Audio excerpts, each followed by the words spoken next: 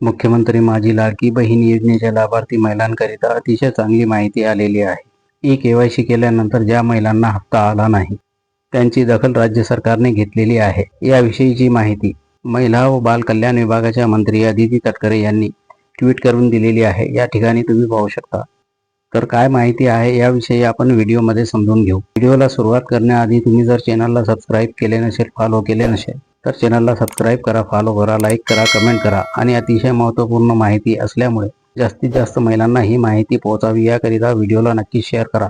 महाराष्ट्र राज्यामध्ये अतिशय लोकप्रिय ठरलेली मुख्यमंत्री माझी लाडकी बहीण योजना महाराष्ट्र राज्यातील महिलांना आर्थिक सक्षम करून त्यांच्या आरोग्य व पोषणामध्ये सुधारणा करण्यासाठी ही योजना राबविण्यात येत आहे. राज्य सरकारने सुरू केलेली ही योजना आहे.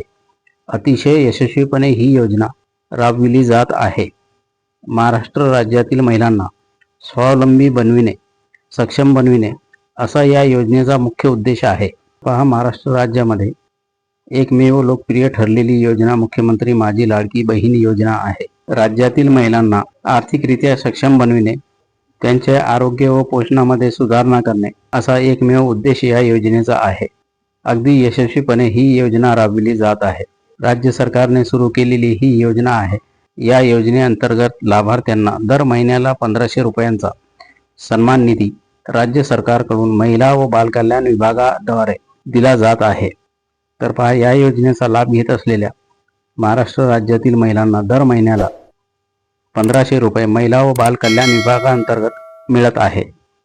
या योजनेच्या प्रभावी अंमलबजावणीसाठी सर्व लाभार्थी महिलांना 31 डिसेंबर 2025 पर्यंत ई-केवायसी करण्याकरिता मुदत देण्यात आली होती. या मुदतीपर्यंत योजनेच्या लाभार्थी महिलांनी आपली ई-केवायसी प्रक्रिया पूर्ण केलेली आहे. या योजनेच्या ज्या लाभार्थी महिला आहेत त्यांना ई-केवायसी करण्याकरिता 31 डिसेंबर 2025 पर्यंत मुदत देण्यात आली होती आणि या मुदतीच्या आत लाभार्थी महिलांनी आपली ई-केवायसी पूर्ण सुद्धा केलेली आहे.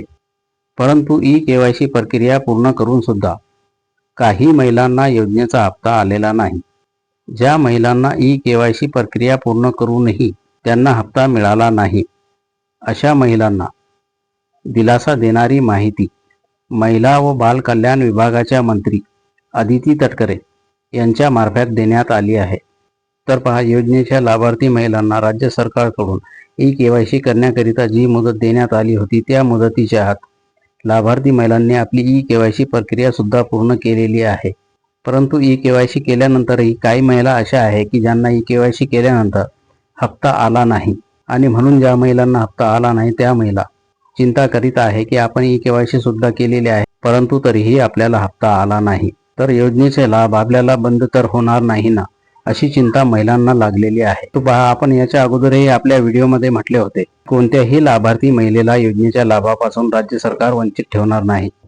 ज्या महिलेची मुख्यमंत्री माझी लाडकी बहीण योजनेचा लाभ घेण्याची पात्रता आहे, अशा महिलांचा नक्कीच राज्य सरकार विचार करणार आहे.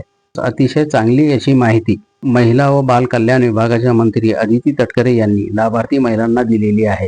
ही माहिती आपण पुढे व्हिडिओमध्ये पाहणारच आहोत. पूर्ण समजण्याकरिता व्हिडिओला शेवटपर्यंत पहा. चॅनलला अजूनही सबस्क्राईब, फॉलो केले नसेल तर चॅनलला सबस्क्राईब करा, फॉलो करा, लाईक करा, कमेंट करा आणि जास्तीत जास्त व्हिडिओला शेअर करा. तर पुढे पहा काय माहिती आलेली आहे.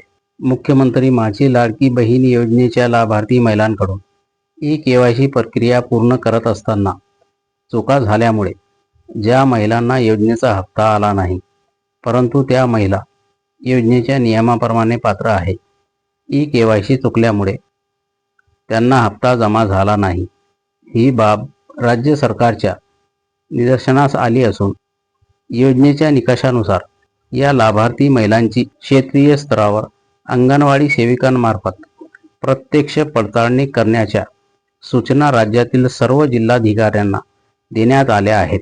तर पहा, मुख्यमंत्री माझी लाडकी बहीण योजनेच्या लाभार्थी महिलांकडून ई-केवायसी करत असताना चुका झालेल्या आहे आणि त्यांच्यामुळे त्यांना डिसेंबर महिन्याचा हप्ता जमा झालेला नाही, परंतु योजनेच्या निकषाप्रमाणे त्या महिला पात्र आहे.